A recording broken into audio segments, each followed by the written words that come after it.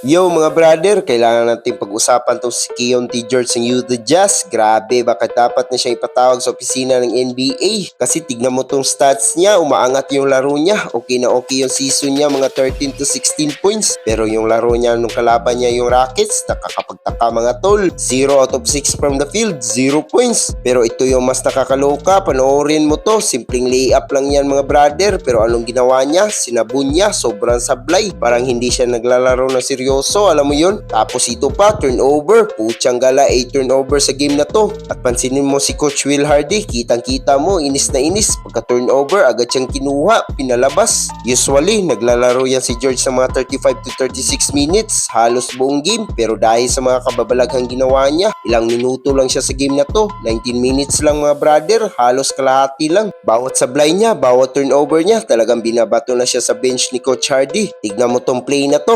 Ano to? Anong ginagawa niya? Para siyang naglalaro sa park, hindi sa NBA. Sobrang wild ng mga decision niya. Itong isa pa, napakalaking opportunity pero biglang nahulog yung bola. Ano bang nangyayari sa kamay mo, George? Natutunaw ba yung bola sa kamay niya? Kaya yun mga pares, tingin nyo ba may kinalaman to sa gambling o baka masama lang talaga yung gising niya at sinapian siya ng espiritu ni Ben Simmons? 8 turnovers at 0 points sa 6 attempts. Ang daming nagdududa. Kayo na bahala humusga. Drop nyo sa comment kung ano sa tingin nyo ang dahilan ng sobrang sablay na laro na to ni Keyonte George. Like, share at subscribe para sa iba pang NBA chika. Peace out!